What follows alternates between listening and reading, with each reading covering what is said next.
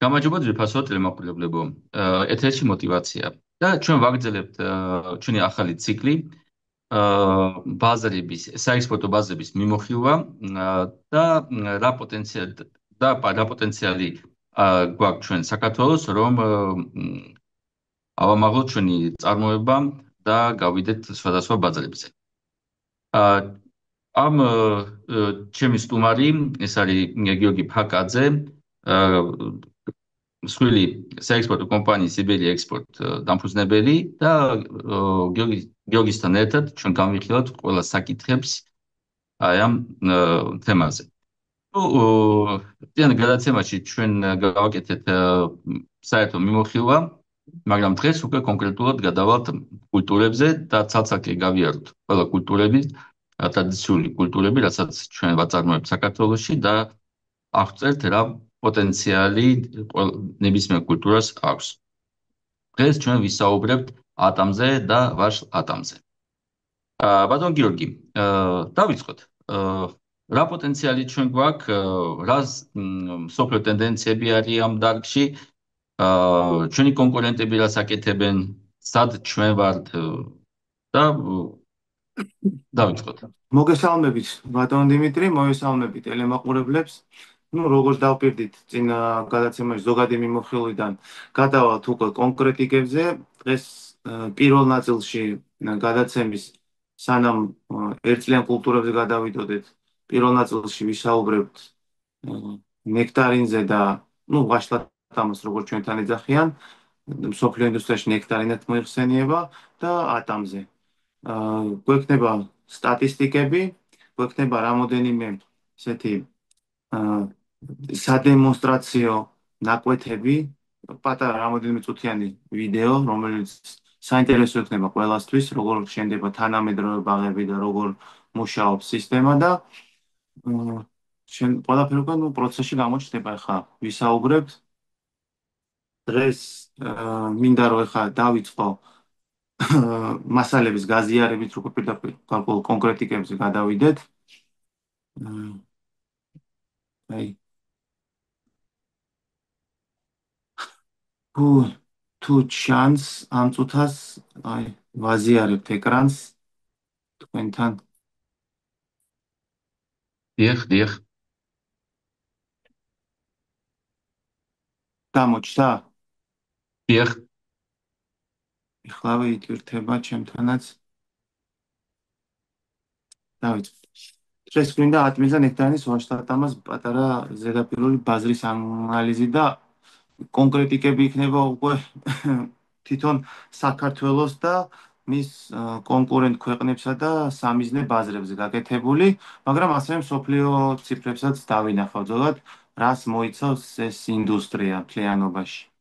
მინდა დავიწყო დემონსტრაცია ამ ერთ-ერთი ულამაზესი ატმის ბაღით, რომელიც ისეთი ალეა არის სადემონსტრაციო და ვიზუალურად ძალიან ლამაზი, როგორ არის კარგად მოწყობილი. ასევე ამ ულამაზესი ნაყოფებით, რომლებსაც ბევრი ვიცნობთ კახეთში, მაგრამ ყოველთვის ის ჯიშები არ არის ჩვენთან, რომელიც სოფლიო ინდუსტრიაში არის. ასევე აი სხვადასხვა ქვეყნის გაშენების ბაღის მაგალითები არის და ის ჯიშები, რომლებიც საქართველოში ჯერ პრაქტიკულად შეიძლება ვთქვათ, რომ არ არის გაშენებული, თითოეულა შემთხვევების გარეშე საექსპერიმენტოდ ეს ბრტყელი ატმის ჯიში არის და ასევე ბრტყელი ვაშლადამაც არის. შემდეგ სლაიდებში ეს იქნება ნაჩვენები ტექსტთან ერთად. ასევე ზოგი ჯიშებს, ადრეულ ჯიშებს გადახურვებსაც უკეთებენ, ესეთ საკმაოდ ხარისხიან სრულფასოვან გადახურვებს. ჯიშებსაც ხედავთ, რამდენად მრავალფეროვანი არის ვიზუალურადაც, ზომითაც, ოვალითაც, სხვადასხვა მიმართულებების სხვადასხვა ქვეყნებში. ეს ჩემი ერთ-ერთი უსაყვარლესი ისევ და ისევ ბრტყელი ატმის მსხვილკალიბრიანი ჯიშები არის. ეს ძალიან გემრიელი და ისეთი ჯიშია, რომელიც მე ვფიქრობ საქართველოში გაამართლებს და ფეხს აიდგავს და ახალი სერიოზული ნიშაც გაჩნდება შიგნით ვაშლის და ვაშლატამის. ეხლა მინდა დავიწყო ზოგადად ვაშლის და ვაშლატამის, ანუ იგივე ნექტარინის მსოფლიო ბაზრის ზოგადი ღირებულებით და მოცულობით. ამ წუთას ზოგადად ფრეშის მიმოხილვის დროს არის დაახლოებით 15 მილიარდ დოლარს აცდენილი სოფლიო ინდუსტრია ვაშლის და ვაშლათამის, მაგრამ დინამიკა არის მზარდი და ეს სპეციალურად მოვიტანა ესეთი ყველაზე სკეპტიკური პროგნოზი. ანუ რეალობაში უფრო მეტ ზრდას ელოდებიან, მაგრამ ყველაზე ესეთი რეალისტური ჩვენთან რა თქვენ უეჭველი რომ უნდა ამ ხელა ზრდა მოხდეს ინდუსტრიაში. აი ეგეთი სტატისტიკა მოვიტანე. ეს დაახლოებით 2020 წელს რომ გადაცდება, უკვე 20 მილიარდის ზემოთ იქნება თავისუფლად ეს ინდუსტრია.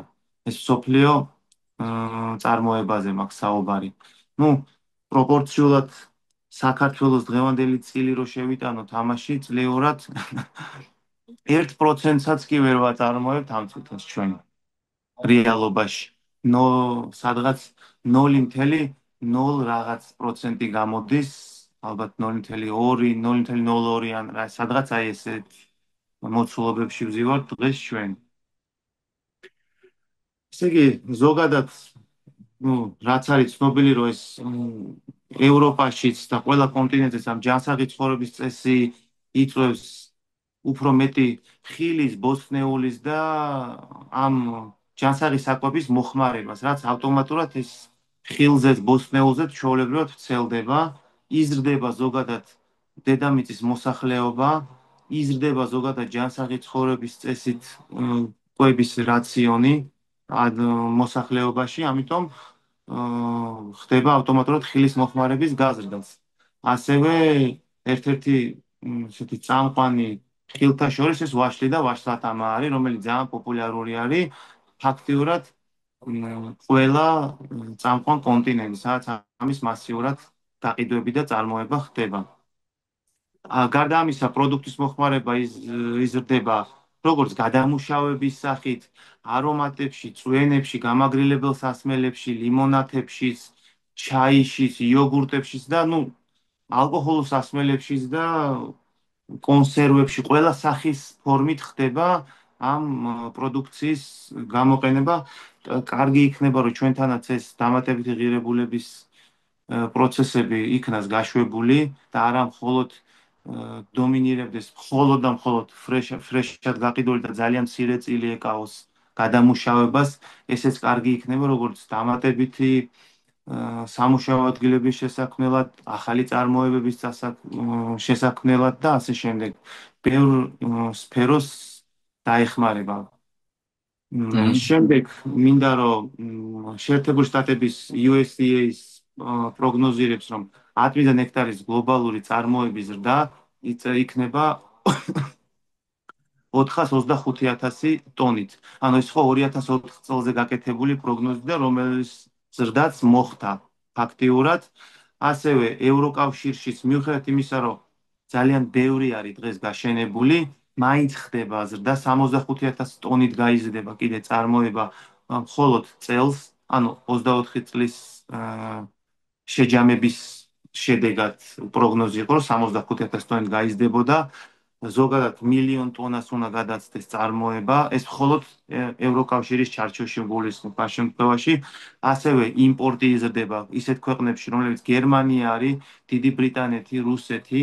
ანუ ეს არის ერთ-ერთი ძირითადი იმპორტიორი ქვეყნები, რომლებიც შეისყიდიან ამ პროდუქციას დიდი მიწოდებით. ეს სპეციალურად ჩვენ კონტინენტთან ახლოს გავაკეთე აქცენტი, ამის გარდა ჩინეთიც არის, კანადაც, ამერიკაც, მაგრამ სადაც ამ წუთას ყველაზე რეალური არის საქართველოსთვის რაღაც მიზნად დაისახოს, რომ ამ ქვეყნებში გააკეთოს ექსპორტი. რუსეთი ისედაც ვიცით, რომ ეს ძირითადად რუსეთშიც კი იყიდება ძირითადი მოსავალი. ასევე მინდა აღნიშნო, ვინები არიან ევროკავშირის წამყვანები.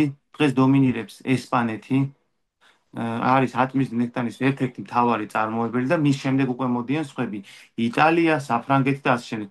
დომინანტი პოზიცია უკავია ესპანეთს და ესპანეთმაც წელს არა მხოლოდ წარმოება, წინა წელთან შედარებით ექსპორტით 3%-ით გაზარდა. ანუ ეს ევროკავშირის ქვეყნებშიც და ნუ იმის გარეთაც ჯამური ექსპორტი გაზრდილია. ესე იგი, შემდეგში მინდა დავანახოთ, ეს არის არაფერი განსაკუთრებული. ეს არის ერთ-ერთი, ეს საქართველოს შეიძლება იყოს ხამსთას ძალიან ლამაზად და ისე ჩანდეს.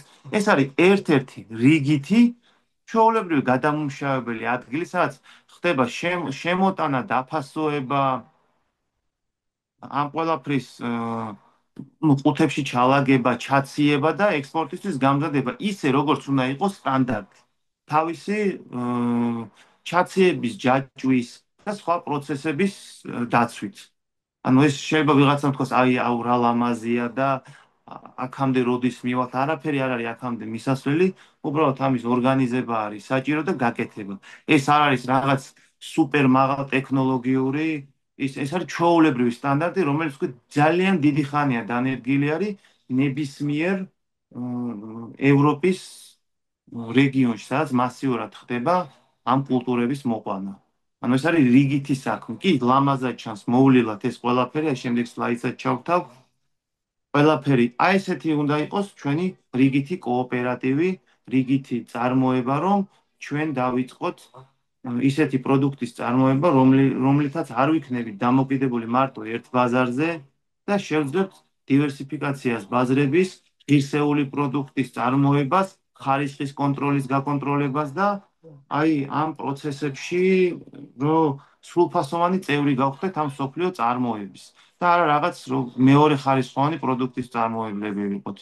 ეს არის ჩვეულებრივი, აქ არ არის არაფერი ისეთი სასწაულმოქმედი, რომ ამ ეტაპზე ჩვენთვის განუხორციელებელი იყოს. უბრალოდ სურვილია საჭირო, მონდომება და შრომის და გარკვეული ფინანსის ჩადება ამ საქმეში. მეტი სხვა ისეთი სასწაულებრივ ცოდნებს არ მოითხოვს. ეს ყველაფერი რეალური და შესრულებადია. გიორგი, აი ორ კომენტარს გავაკეთებ, ეთი მანამდე არ მინდოდა რაღაცა შეწყვეტა და პირველი კომენტარი, რომ ესე იგი წლიური ზრდა, სადაც 65 მილიონი ტონა, ისე 65,000 ტონა წლიური ზრდა, ხო? რაც იყო ნაჩვენები. საქართველოს ექსპორტი შეადგენს სადაც 35,000 ტონა. ანუ ანუ ეს მაქსიმუმ ამ ხო, წუთით ანუ წინა წლის მონაცემით. ხო, ეს იგი წლიური ზრდა ორჯერ ესე იგი აღემატება სულ ჩვენ ექსპორტს. და ხარისხზე, რასაც მინდა გითხრათ, ესე იგი ჩვენთან არის კარგი ერთ-ერთი აი მიმღები პუნქტი კახეთში, სადაც სადაც მიდის აი ეგეთი მსგავსი გადარჩევა, მაგრამ იქ კიდე დამატებითი არის ლაზერული გადარჩევა ხდება, მაგრამ რა არის საინტერესო, იქ ჩვენი ფერმერებს არ მიაქვს პროდუქცია, იმიტომ აი რომ ძალიან ზუსტად, ბევრი ჩემი არის. სათქმელი თქვით თქვენ, ჩემი სათქმელი ეგ მაგრამ მოდი ისტორიაც ვიცით. მოდიიანთი მოდი გააგზავნეთ, კარგი, გააგზავნეთ. არა, თქვით, პირდაპირ აი არა, ენიდან ჩვენთან გამაცალებ მაგ ისტორიის მოყოლაც მინდოდა, მაგრამ თქვენ ახან დაიწყეთ ბარეკა თქვენ თქვით. ა ხო, ჩვენთან არის პრობლემა რა არის? აი ჩვენთან არის ხარისხის პრობლემა. როცა ჩვენთან ესე იგი მიდის მოყვანის პროცესი და თუ რაღაცა არის რაღაცა შეცდომები დაშვებული, ნუ არავინ მაგაზე არ აქცევს ყურადღებას. იმიტომ რომ ძალიან ბევრი კუკლები მზადდება, სადაც ეს მე ბიდის ბაზრებზე და არავინ არ აქცევს ყურადღება, რომ ჩვენ შეგვიძლია ეგეთი ხარისხიანი პროდუქტი მოვიყვანოთ, რომელიც შეფასდება უკვე სხვა დონეზე და გინდა სხვა ქვეყნებში წავა ეს პროდუქცია, ან გინდა პირდაპირ ქსელებში და ეს იქნება დამატებითი შემოსავალი. კარგი, გოდიშ. ყველაფერი ჩვენივრად თქვით თქვენ, ჩვენივრად ეგ ისტორიები მეც მოყოლი მაქვს, იმიტომ რომ მოხდა ესეთი რაღაცა, რახან ბარიღამ ჩავერთეთ, ბარიღამ მანდაც მეც გავაკეთებ კომენტარს, ცოტა მერე მინდოდა, მაგრამ რა მნიშვნელობა არის აზრი გადავცეთ ტელემაყურებელს. მოაქვთ ფერმერებს, იმიტომ ვიძახი, რომ აი მეორე ხარისხოვან ბაზრებზე ხშირად არის ეს პრობლემა, რომ აი ხდება რაღაცა მაქინაციური ფორმით გაკეთება აქცენტი იმაზე, რომ აი რაღაც მეტი შემოსავალი, ერთჯერადად მეტი შემოსავალი ნახონ, მაგრამ არიციან, რომ ამით უფუჭებენ საქმეს ექსპორტიორსაც, უფუჭებენ საქმეს პროდუქტსაც და უტეხავენ სახელს ქვეყანასაც. ესეთი ფაქტების მრავალწლეულმა გამეორებამ არა მხოლოდ საქართველოს სხვადასხვა აფრიკული ქვეყნების იმიჯიც დააზიანა. მაგალითად, აა მაქვს საქმე კენიასთან და რომელმაც თავის დროზე ძალიან სერიოზულად დაიწყო ავოკადოს წარმოება, მაგრამ იმიტომ რომ გარკვეულმა წილმა მწარმოებლებმა არაკეთილსინდისიერ ხარისხს, იქ თავის სპეციფიკა აქვს ავოკადოს, მაგრამ ნუ იდეაში გარკვეული ხარისხის დარღვევა, როგორც თქვენ თქვით, მსგავსმა მაგალითებმა გაუფუჭა კენიას სახელი და დღეს წვალობს, რომ საფასო ფასი დაუვარდა მთლიანობაში მის ავოკადოს. და ეხლა ცდილობენ რომ მართლა ხარისხი აქვთ, მაგრამ იმის გამო რომ თავის გატეხვას სახელის გატეხვას თავის გატეხვა ჯობია, ერთხელ რომ რაღაც სახელი გაიტეხეს, ეხლა ცდილობს ინდუსტრია რომ მიუხედავად იმისა რომ ხარისხი აქვთ, დაიბრუნონ სახელი. ამის გამო უწევთ ჯერჯერობით უფრო დაბალ ფასში გაყიდვა, რომ კონკურენცია გაუწიონ იგივე პერუს და ან მის სხვა კონკურენტებს. იგივე მდგომარეობაში ნაწილობრივ ვართ ჩვენ წინა გადაცემაში, როგორც ვახსენე, ზოგიერთი სუპერმარკეტები უკვე აკეთებენ აქცენტს აზერბაიჯანის ქსელებზე. ამას ქრონოლოგიურად ეხლა მივყვები მის საუბარში, უკვე ციფრებზე რო გადავალ კონკრეტულად აი საქართველოს ციფრებზე, ეხლა შევეცდები მალე მოვრჩიეს გლობალური განხილვა ამ თემის და Mhm. ბაზრის მოცულობის და გადავალ უკვე კონკრეტულად საქართველოზე, მის პრობლემებზე, პოტენციალზე და პლუსებზე და მინუსებზე. გიორგი, ასად აჩქარობთ, ეს არის, ისე იგი, ჩვენ ყველა ინფორმაცია გვინდა მივიღოთ. ამიტომ დრო გვაქვს. კი ბატონო. ფლიანობაში გლობალურად იზრდება ყველა კონტინენტზე, არა მხოლოდ ევროკავშირში, ეს ამერიკაშიც ხდება ზრდა, ჩინეთშიც, ჩინეთი ვაფშე ლიდერი არის საერთოდ წარმოებაში, ბევრსაც ყიდულობს და ბევრსაც აწარმოებს თვითონ. ესეთი სპეციფიური ძლიერი ბაზარი არის ძალიან ჩინეთის. ასევე ჩინეთი გამოირჩევა როგორც ტოპ წარმოებელი, წარმოიდგინეთ, ტოპ წარმოებელია მაინც ჩინეთი. მაგის შემდეგ მოდის ევროკავშირიდან ესპანეთი, მერე მოდის იტალია და შეერთებული შტატები, მაგრამ ეს სამივე მაინც ერთად ჩამორჩებიან ჩინეთს, იმდეს აწარმოებს ჩინეთი, მაინც აი თავის სიძლიერე აქვს. ნუ ჩინეთის ბაზარზე არის ყველანაირი მაღალი, საშუალო, დაბალი და სუპერ პრემიუმ ჯიშები, ანუ ყველაფერს შეხვდებით რა, თქვენ რაც გინდათ, თქვენს ნიშას იპოვით თანხა ხარისხის შეფარდების პროპორციაში. ასევე ევროკავშირი როგორც თქვი ზრდის ატმის და ნექტარინის წარმოებას და უახლოეს პერიოდში იქნება ეს 3,6 მილიონი ტონა და შემდეგ იმაზე გადავალ თუ ჩანს ეკრანი გამოჩნდა დიახ, აი დიახ, დიახ. ხო. აი ეკრანზე ჩანს რა შეფერილობის, რა ხარისხის, რა ვიზუალური ჯიშების წარმოება. ეს არის ერთ-ერთი მრავალთაგანი.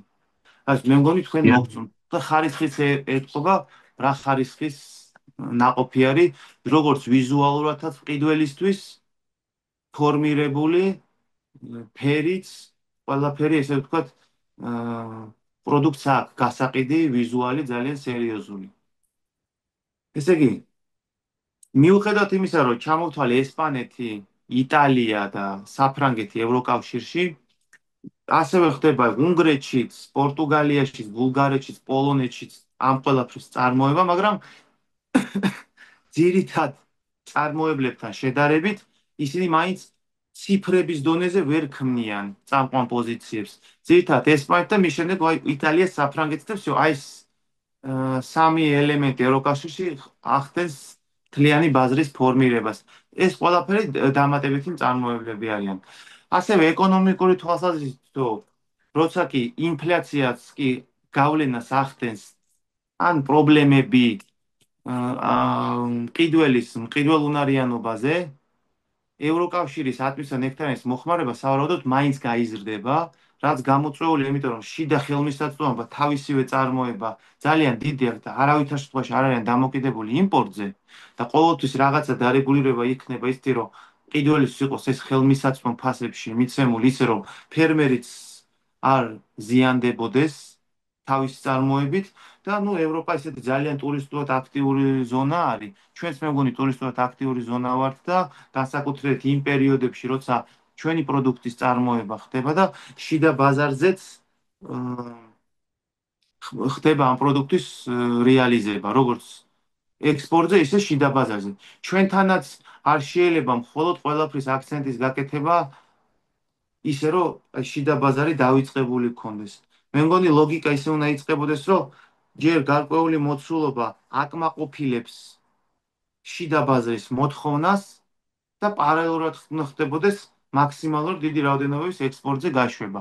მე მგონი ეს რაღაც სინერგია უნდა იყოს შიდა ბაზრის მოხმარების დაკმაყოფილებით და ასევე ექსპორტზე ფიქრით.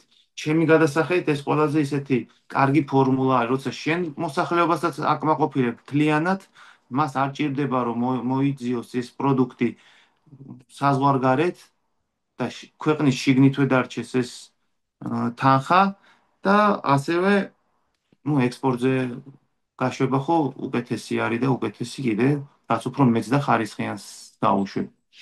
ასევე ჩვენი უახლოესი ну კონკურენტი ჯერ ძნელია დავარქვათ, იმიტომ რომ იმდენად წინ არიან ჩვენთან შედარებით, რომ ძალიან ძალიან ბევრი გვაქვს დასაწევი ჯერ თურქეთთან. თურქეთიც ზრდის წარმოებას, რაც ერთის მხრივ არის გაფართოებულ ფართობებთან დაკავშირებული, მაგრამ მეორეს მხრივ აქცენტი მინდა გავაკეთო რაზე, რომ თურქეთში წინა წლებში ძალიან აქტიურად ხდებოდა ამ ყველაფრის აა, გაშენება. ანუ დიდი ჰექტარები გაშენდა დიდი რაოდენობით. ეს ყველაფერი კარგია, მაგრამ ბოლო წლებში თურქეთმა აქტიური აქცენტი გააკეთა ხარისხზე.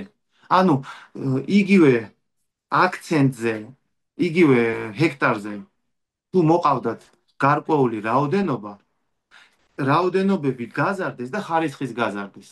ანუ ზრდა კილოგრამების კუთხით აქტიურად მიდის, მაგრამ იმ პროპორციით არა, რაც წინა წლებში რო ხდებოდა გაშენება, იზრდებოდა რაოდენობა. ანუ გაშენება შემცირდა შედარებით, მაგრამ იმის გამო რომ მაგრა ხარისხიანად თულიან, იმ ბაღებმა უფრო დიდი მოსავლის მოცემა და უფრო ხარისხიანის დაიწყეს. ანუ ხარისხიანი ჯიშები გაშენდა, მაღალი გენეტიკური ესეთი ხარისხის მქონე, მოვლა დაინერგა და ამ ყველაფრის ნუ რეალიზებაც შესაბამისად ხდება კარგად. ხო და როგორც ვიძახდით რომ თურქეთმა თავის ხარისხიანი მოვლით გაზარდა ძალიან თავისი წარმოების რაოდენობა იგივე გაშენებულ ჰექტარებზე, კიდე მიდის გაშენიანება, მაგრამ ისეთი აქტიური აღარ არის როგორც წინა წლებში. ეხლა აჰა. აქცენტს აკეთებენ უფრო იმ დიდ რაოდენობა გაშენებულების ან გადარგვაზე, ან უფრო ხარისხიან მოვლაზე, რომ სტანდარტი გაზარდო. შემდეგი რაც მინდა თქვა, რომ ეს არის ასევე ჩინეთის წარმოება, ჩვენი მეზობელის, რომელიც სხვათა შორის ბოლო წლებია რაღაც ისე მოხდა, რომ ისე მასიურად არ შემოდის რუსეთში, უზბეკისტანის, თურქეთის, საქართველოს და მ, თურქეთ, უზბეკისტანის, საქართველოს და რომელი არჩევა, აზერბაიჯანის ხარ. ისინი? ხო, ა, ხო და თორე ნებისმიერ დროს გარკვეული აი პირველივე შესაძლებლობისთანავე როგორც საქართველოს შემოაქვს მოცულობა, ეგრევე შეუძლია აი უცბად როგორც 2/4-ია ეს მოცულობები ძალიან ადვილად შემოყაროს რუსეთის ბაზარზე, ეს უხეშად რო ვთქვა.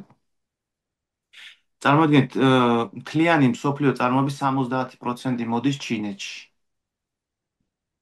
ევროკავშირი მსოფლიო წარმოების 14%-ს აწარმოებს.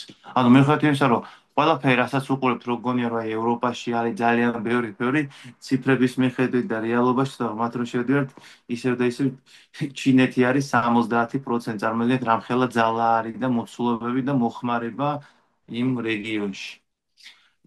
ასევე რატომ არის ჩინეთში ისევ გავიმეორებ, რომ შევხვდებით ყველანაირ სეგმენტს ჩვეულებრივიდან პრემიუმ ხარისხამდე და ჯიშების ნაირსახეობას და მრავალფეროვნებას თავისი კლიმატური და მრავალფეროვნებით და ასევე ნიადაგების ტიპაჟით არის კარგი დრენაჟიანი ნიადაგები იმ რეგიონებში, სადაც ამის მასიურად გაშენება ხდება, რაც უყვარს ვაშს და ვაშლატამას და ატამს. ამინდიც ხელს უწყობს. ასევე რა მომენტები არის, რომ ჩინეთში ხდება წარმოება ძალიან დიდ ფანჯარაში. ანუ მაგათმა მაქსიმალურად აითვისეს მაისიდან დაწყებული ოქტომბრის პერიოდამდე მოყოლებული ფანჯრები, ისე განაწილება კლიმატში და ძალიან დიდ ფანჯარაში აწარმოებენ და ასე ვთქვათ, ძალიან დიდი მოცულობებით. მომხმარებელთა შორის იმ კონტინენტზეც არის გაზრდილი ცნობიერება ორგანულ პროდუქტებზე, მზარდი მოთხოვნა არის, განსაკუთრებით საკვანძო ბაზარზე, როგორებიცაა ჩინეთი, სამხრეთ კორეა, ინდოეთი. ეს ინდოეთი ძალიან სერიოზული მოთამაშე შემოდის, როგორც აგროსფეროში და ასევე სხვა მიმართულებებით. ეს მოცვაც კი აწარმოებენ. შეხვედრა მქონდა ერთ-ერთ შემთხვევით მოხდა შეხვედრა აი ზუსტად fruit logistikაზე რო ვიყავი ბერლინში. მარტო ერთი მწარმოებელი გავიცადი, რომელმაც დაახლოებით 400 რაღაც გექტარი გააშენა. ანუ ერთმა კომპანიამ. ეს მოცვისთვის ძალიან საკმაოდ სერიოზულ მოცულობად ითვლება პლანტაციისთვის. ჩვენ ფაქტობრივად ამ წუთას ერთი კომპანია მფლობელი, რომელსაც ერთბაშად 400 ჰექტარი აქვს სხმოიარობაში მყოფი ბაღი, ფაქტობრივად ქვეყანაში ამ წუთას არ გაგვაჩნია. გეგმები არის, მაგრამ ამ წუთას არ გაგვაჩნია. ასევე, ну, დაუბრუნდები ისე ვაშლად ამას. 2023 წელს 17,5 მილიონი ტონა ატამიდან ნექტარინი აწარმოა ჩინეთმა. წარმოიდგინეთ, რამხელა ციფრებთან გვაქვს საქმე. 17,5 მილიონი. ეს ვაშლად ამისთვის ძალიან ისეთი ფანტასტიკური ციფრები არის, ესე რომ ვთქვათ რა ჩვენ ფონზე. ასევე ჩემი ერთ-ერთი უსაყვარლესი ჯიშები ვაშლატამის, რომელსაც სხვადასხვა სახე აქვს და ესპანეთში მაგალითად პარაგვაიოს ეძახიან, მაგრამ პარაგვაის ქვეყანასთან არავითარი შეხება არ აქვს, ეს ყოველს ჟღერადობა დაემთხვა. ხედავთ რამხელა კალიბრი არის, როგორი ვიზუალით, ეს არის ნექტარინი, ბრტყელი ნექტარინი, ატამი არა. და რა ვიცი, მე მგონი რო უყურებთ, მე სურვილი მაქვს რომ ჩავკბიჩო ისეთი გემრიელი აქვს. ძალიან ნუ მინდა რომ გასაგებია რომ მსოფლიო წინ მიდის, მაგრამ მივდრუნდეთ საქართველოს, აი ჩვენ რა გავაკეთოთ? აი ეხავე გადავდივ ზუსტად კიდე ერთი სხვადასხვა ნაირსახეობა მინდა ვაშლატამის შეხედეთ შიდა გული წითელი აქვს. აჰა. მინდოდა ესეც მეჩვენე, რამდენად მრავალფეროვნებაზე და ჯიშების გამოყვანაზე და გემოვნების თვისებებზე კეთდება უკვე აქცენტი და არა უბრალოდ რომ მოიყვანო და რახან მოიყვანე უკვე ესე იგი მაგარი ხარ. იქ უკვე აღარ არის ისეთი აქცენტები და პრიორიტეტები, მოსაყვანია ახალი, მოსაყვანია ხარისხიანი, მოსაყვანი არის გემრიელი და მრავალფეროვანი. უკვე სხვა რაღაცეებზე კეთდება აქცენტი. ის საბაზისო მოთხოვნა რაც არის რომ ხარისხი კალიბრი, შეფუთვა და დაცული იყოს 2x2 4, ამაზე აღარც საუბრობს იქ არავინ. სხვა რაღაცეებზე მიდის უკვე საუბარი. ეხა რაც მინდა გავაკეთო, აი ეს ბოლო ფრაზა, რით არის გამოწვეული მაგალითად ჩინეთის ეს დომინანტი პოზიცია ამ წუთას და შემდეგში ვიწყებ უკვე საქართველოზე და მის ციფრებზე საუბარს. ჩინეთის ზარდი წარმოება ატამაში განვითარებულია ძალიან თანამედროვე სასოფლო-სამეურნეო ტექნოლოგიები ინერგება, ადგილობრივი მთავრობები და ინსტიტუტები ძალიან დიდ მხარდაჭერას უწერენ, ძალიან დიდი მხარდაჭერა არის, როგორც გრანტები, დაფინანსებით, დახმარებით, ინსტიტუტები ახალ ჯიშებს იგონებენ თავისას, ეხმარებიან მოვლის პროცესში, აძლევენ დასაქანს აძლევენ, მოკლედ ესე ვთქვათ, რომ ვინც არიან ეს მწარმოებლები, რომ მაქსიმალურად ქონდეს შესაძლებლობა, რომ კარგი და ბევრი მოიყვანონ. ანუ ატმოსფეროების ზარდი რაოდენობა იყენებს იმ სიახლეებს, რომელიც არის სენსორებზე დაფუძნებული ხეების ზრდის მონიტორინგიც ასევე. ამას დაუბრუნდები ზოგადად რას მოიცავს ეს პრინციპი. მავნებლებისგან დაცვა, დაავადებებისგან, ნიადაგის ანალიტიკური სარწყავი მეთოდები, რომლებიც ოპტიმიზირებული ატმის კულტივირებისთვის, ასევე გაუმჯობესებული მეურნეობის ტექნოლოგიები, მათ შორის სათბურის ობიექტები, ახალი ჯიშების დანერგვის წყალობით, შინსა და შიდა ატმის და ნექტარის მიწოდების სეზონი ახლა მოიცავს მაისის დასაწყისთან, როგორც თქვი წეგან, ოქტომბრის ბოლომდე და პიკი აქვს ივლისსა და აგვისტოში. ანუ ძალიან დიდი და სერიოზული წარმოება აქვს. აი ეს წეგან რას თქვი? ფერმის თანამედროვე ფერმები როგორ დონეზე არის უკვე და როგორი პროექტები დგინდება თანამედროვე ფერმების ამას მომავლის ფერმას ეძახს, მაგრამ უკვე ეს მომავლის აღარა რეალობაში უკვე ხორციელდება ესეთი პროექტები, რომ კომპიუტერიზებული სისტემა შხამქიმიკატები იქნება, საკვები ნივთიერებები იქნება, წყლის მიწოდება, ამ ყველაფრის აა, ერთ მთლიანობაში შეკრებას ახდენს, ამ ყველაფრის ანალიზს აკეთებს გარდა ადამიანისა ეს კომპიუტერი და ეს ყველაფერი სისტემა და ყველა სად რა აკლია, სად რა არის დასამატებელი, სად რა არის გასაკონტროლებელი, რა სტრესი განიცა და ხემ. ანუ ის ზოგიერთი აპარატურა არის, რომელიც გარკვეულ ვიბრაციების ხარჯზეც კი აფიქსირებს, რა სტრესს განიცდის ხე. ანუ ეს ვიბრაციები ხის ზრდის პერიოდში, როცა ხდება ხე ხო ნელ-ნელა ფართოვდება ყოველწლიურად, ეს გაფართოები გარკვეულ ვიბრაციებს იწვევს. ამ ვიბრაციების ამინთან დაკავშირებით პროპორციაში, ასევე იმ მომენტში წვიმა იყო, სეტყვა იყო, რა პერიოდი არის, აი ამ ყველაფრის შეჯამებას აკეთებს, ამ ყველაფრის ინფორმაციების და ნუ საუკეთესო გამოსავლებს პოულობს. რა და როგორ უნდა დაკორექტირდეს აი ამ დონეზე არიან ხალხი.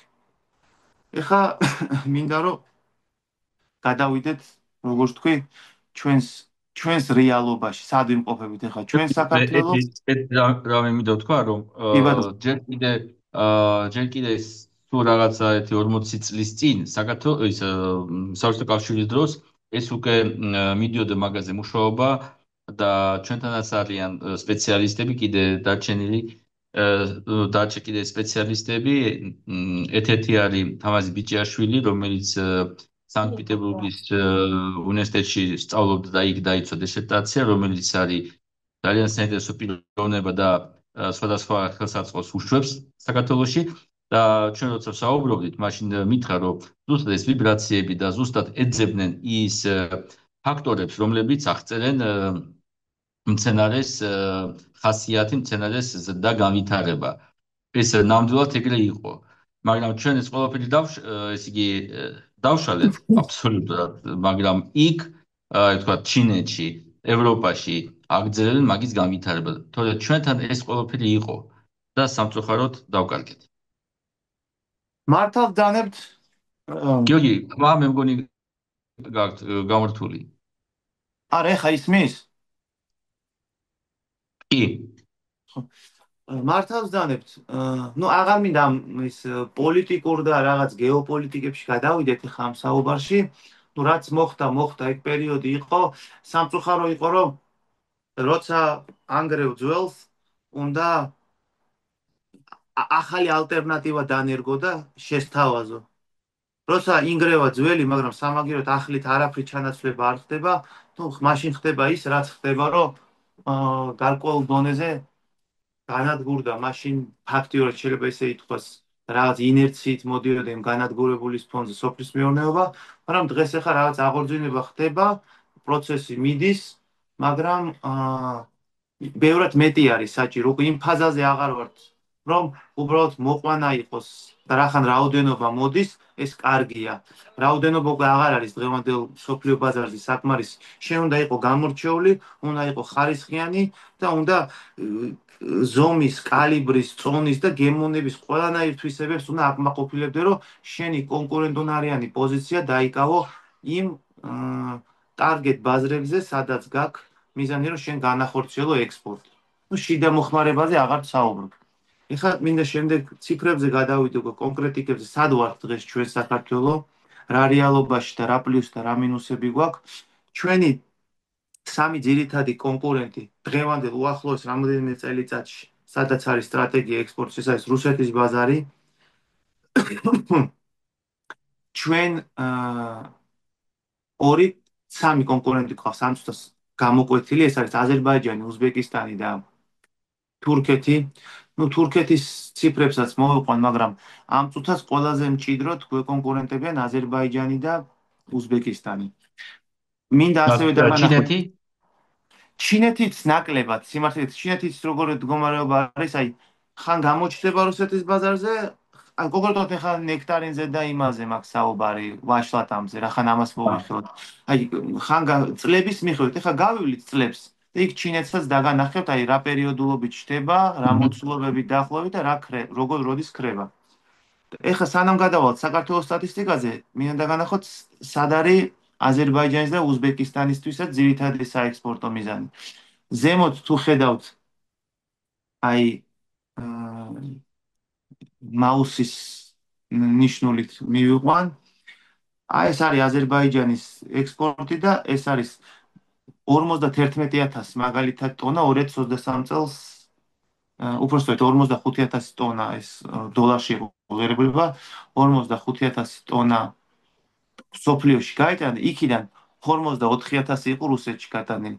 ფაქტიურად 97% ექსპორტის რუსეთში ახდენს აზერბაიჯანი. ძირითადი საექსპორტო ბაზარი აქვს რუსეთი, ასევე უზბეკისტანიც მინდა მოვიყვანო, იმათაც 91,000 წარმოებული საექსპორტო ტონიდან 70,000 ტონა იყო რუსეთში წაღებული. ანუ ორივე ამ ჩვენი ბაზრის კონკურენტებისთვის არის რუსეთის სამიზნე მიზანი. ამ ეტაპზე უახლოესი რამოდენიმე წელიწადი ეს ტენდენცია ზუსტად ესე შენარჩუნდება. ну, ცდილობენ დივერსიფიკაცია მოახდინონ ისინიც, მაგრამ მაინც რეალობა ეგ არის, რომ რუსეთის ბაზარზე გვიწევს ჩვენ წილ ექსპორტზე ბრძოლა. ეხლა გადავიდეთ საქართველოს ექსპორტზე და მინდა რომ ქრონოლოგიურად მივყვეთ, რომ კარგად შეექმნეს ტელემაყურებელს და მწარმოებლებს განსაკუთრებით წარმოდგენა, რა ქრონოლოგიით მოვდიოდით ეს წლები. დავიწყე შორეულ წასულში არ წავედი, მაგრამ აი 2015 წელიწადი. დაახლოებით ეს 9 წლიანი ფანჯარა. და სადა დავიწყე.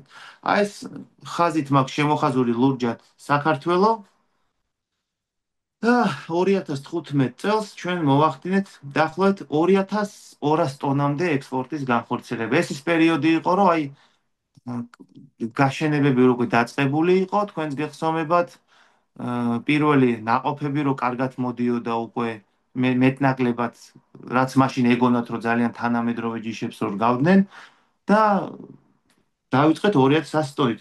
ხედავთ, რომ იმ მომენტში რუსეთში პირველი იმპორტიორი მოცულობით იყო თურქეთი 53,000 ტონით.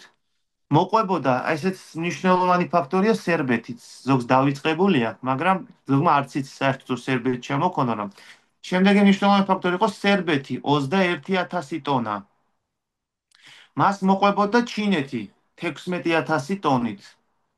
შემდეგ მოდიოდა მაკედონია, მერე მოდიოდა მოროკო, მოროკო მოდიოდა ცოტა არასრული ინფორმაცია არის, იმიტომ რომ იქ ცოტა შერეული სახით ხდებოდა გარკვეული პროდუქციის შემოტანა, ამიტომ ეს მონაცემი ცოტა სრულად არასახავს, იმიტომ რომ ფასი და მოცულობის პროპორცია არ ემთხვევა ერთმანეთს. ხდება ხანდახან გარკვეული ტიპის რაღაც მაქინაციები ბაზრებზე და ეს თავი განსახილველი თემა, მოით ამას თავი გავანებოთ. ასევე შემოქონდა გარკვეული საბუთების მიხედვით, როგორც მინიმუმ ეგვიპტიდანაც მოდიოდა. ეს საბუთებით. მაგრამ Mhm. რატომ მინდა ეს აღვნიშნო საბუთები რას ნიშნავს? ეს ის პერიოდი იყო, რომ ემბარგო რო იყო დაწყებული, სხვადასხვა გზებით ევროკავშირიდან ხდებოდა გარკვეული მაქინაციები, საბუთები და შემოვლითი გზებით ისევ ინერტულად ძველი შემომტანები ცდილობდნენ მაინც რუსეთის ბაზარი არ დაეკარგათ და აი სხვადასხვა შემოვლითი გზით შემოქონათ პროდუქცია. ესეც მოქმედებს ხანდახან აი გარკვეულ არასტაბილურ სტატისტიკაზე, მაგრამ აი ზედა სტატისტიკა რაც ჩამოთვალე, ჩინეთი, თურქეთი ეს ზუსტი სტატისტიკა იყო. ეხლა გადავიდეთ შემდეგ წელიწადზე, 2016 წელიწადი. ყვითლად უზბეკისტანი მაქვს, წითლად აზერბაიჯანი. სპეციალურად ისინი შემოხაზე, ვინც ჩვენ ინტერესს წარმოადგენს დღევანდელ რეალობაში. შემდეგი იყო უზბეკისტანმა 13,000 ტონა დაიწყო, ბევრად მეტი შეძლოთ, მაგრამ იქაც გარკვეული პრობლემები იყო ექსპორტთან დაკავშირებით. შემდეგ საქართველოს გაზარდა 4,500 ტონამდე 2015-თან შედარებით და აზერბაიჯანით შემოვიდა 3,500 ტონამდე ექსპორტით. შემდეგ მოდის 2017 წელიწადი. ასევე საქართველოს კიდე გაზარდა 8,500 ტონამდე აა, გადმოვიდა ხო თუ არ მეშ კი გადმოვიდა სლაიდი კი. 8500 ტონამდე. შემდეგ იყო უზბეკისტანი, პარალელურად ჩვენთან ერთად 18000 ტონა შემოიტანა და ასევე აზერბაიჯანმა 7000 ტონა. ანუ პროპორციულად ვიზრდებოდით, მაგრამ ცოტა წინ ვიყავით აზერბაიჯანზე ყოველთვის ეს წინა წლებში. უზბეკისტანის თანხას რაც შეეხება, 18000 ტონა იყო შემოსული და 10000 ეს გვერდზიარის თანხის ღირებულება. იქ არის ძალიან ისეთი ჯიშები, რომელიც ჩვენთან საერთოდ არ მოყავთ. ხანდახან არის აი დაბალი ჩვენთან როგორც აი ჭერამს რო ეძახიან თითქმის მაგხელა ვაშლატამები, მაგრამ ძალიან ტკბილები არის, დიდი კურკა გააჩნია და ძალიან ტკბილები არის. ნუ იქაც აქვს და ასევე არის ძალიან იაფიანიც. შეიძლება იქ პირობითად ჩვენთან რაც ორლარად იყიდება, იქ 80 ცეტრიანი და ან 60 ცეტრიანი ატამის ნახო. მაგრამ მე ამ შემთხვევაში აჰა. აქცენტს მოცულობებზე ვაკეთებ თლიანობაში. ამიტომ ესეთი სიტუაცია იყო 2017-ში, მაგრამ თუ შეხედავთ კარგად, თურქეთმაც 55000 ტონა შემოიტანა იმ წელს, დომინირებდა თურქეთი, მას კუთში მოყვებოდა 38000 ტონით სერბეთი და ჩინეთსაც აქტიურად შემოქონდა იმ წლებში. 26000 ტონა იყო შემოსული ჩინეთიდან. კიდევ ერთხელ ვუსმევ ხას, თუ ხედავთ, ბელორუსიდან არის 74000 ტონა შემოტანილი და ეს ევროპა. ეს არის სხვადასხვა მანიპულაციებით და საბუთების, ესე რომ ვთქვათ, კი. ტრიალით გაზრდილი ფაქტია. თანხა. ანუ ეს არ არის რეალური სტატისტიკა ბელორუსიის მაჩვენებლის. ეს არის, ნუ, მიხვდით რაზეც გულისხმობ, კი. საბუთებით მანიპულირება. რაც შეეხება 2018 წელს, ასევე საქართველოს გაზარდა უკვე თითქმის 10000 ტონას მიუახლოვდით. ასევე აზერბაიჯანის დაგვეწია თითქმის კუთში 200 ტონაში იყო განსხვავება. ნუ ფაქტიურად არის ერთი და იგივე რაოდენობა შემოვიტანეთ. დაიკლო ასევე ბელორუსიის პარალელურმა შემოტანებმა 44000 ტონამდე. ლიდერობა ისევ თურქეთის არის, ასევე სერბეთს და მონტენეგროს შემოქონდა 20000 ტონა. დაიკლო სერბეთის წილმა, თუ უყურეთ, ნელ-ნელა იკლებს სერბეთის წილი, უკვე რაც უფრო ჩვენ რეალობას დღევანდელს უახლოვდებით და იზრდება საქართველოს, უზბეკისტანის და აზერბაიჯანის წილი. შემდეგ 2019 წელს მოხდა 10000 ტონაზე მეტის 10700 ტონა შემოიტანა საქართველოს. უზბეკისტანს ჰქონდა რატომღაც ვარდნა ამ წელიწადს. ეს ცალკე ისტორიადან უწავალთ უზბეკისტანის ისტორიაში ექსპორტის პრობლემები, ქვეყანათა შორის რაღაც დამოკიდე ეს ცალკე ისტორია არ წავიდეთ თამაში და აზერბაიჯანსაც რატომღაც ჰქონდა 7600 ტონა. ამ წელს ჩვენ ვიყავთ ლიდერები. ამ სამეულში ვინც კონკურირებს, ჩვენ ვიყავთ ლიდერები. თურქეთს სტაბილურად უჭირავს ზრდა, 80000 ტონას მიუახლოვდა ამ წელი 2019 წლისთვის და ასევე ჩინეთს ჰქონდა 20000 შემოტანილი და სერბეთმა ნახეთ რა მკვეთრად დაიკლო 35000 40000 ტონიდან ჩამოვიდა 13000 ტონამდე. 2020 წელიწადი უზბეკისტანმა მკვეთრად დაიწყო ისევ ზრდა 35000 ტონა შემოიტანეს ექსპორტზე, საქართველოს 16000 ტონაზე გაიზარდა და აზერბაიჯანმა ჩავარდნასთან შედარებით გაზარდა, მაგრამ მაინც ჩამოგჩებოდა. 8100 ტონა ჰქონდა შემოტანილი. ეხლა უკვე ჩვენს რეალობასთან ახლოს მოვდივართ დღევანდელთან 2021 წელი. 2021 წელს უკვე ისე მოხდა, რომ საქართველოს მკვეთრად გაზარდა 21000 ტონამდე ექსპორტი, მაგრამ აზერბაიჯანმა ფაქტიურად 2020-21 წლებში ორ ნახევარჯერ მეტით გაზარდა. ეს ძალიან დიდი და მკვეთრი ზრდა იყო. ეს უკვე ერთის მხრივ დამოკიდებული იყო პოლიტიკურ სიტუაციებზე, რომ თავისუფლად მიეცა აზერბაიჯანს მასიურად ექსპორტის საშუალება. მეორეს კუთხით, უკვე ის პროექტები, რომლებიც იყო კარგად დაგეგმილი, კარგი განაშენიანებული ბაღები, მათ დაიწყეს სერიოზულ ხმოიარობაში გადასვლა. რამაც მკვეთრად გამოიწვია უკვე მოცულობების და კარგი მოცულობების, ხარისხიანი მოცულობების ზრდა და ამან პოლიტიკურმა ნებამ და ბაღების ზრდამ გამოიწვია ესეთი მძაფრი ნახტომი აზერბაიჯანის. ანუ ფაქტიურად 2021 წელს მაგათმა ჩვენ უკვე გადაგვასწრეს. როცა წინა წლებში სულ ჩვენ წინ ვიყავით მაგათზე. გადაგვასწრეს, მაგრამ გადასწრება იყო, ну ესე ვთქვათ, 1500 ტონით და უზბეკისტანმა 30000 ტონაზე 30000 ტონა შემოიტანა და თურქეთმა ისევ ლიდერობა გაზარდა, ისევ პირველ ადგილზეა ყარად 120000 ტონით ექსპორტის რუსეთში.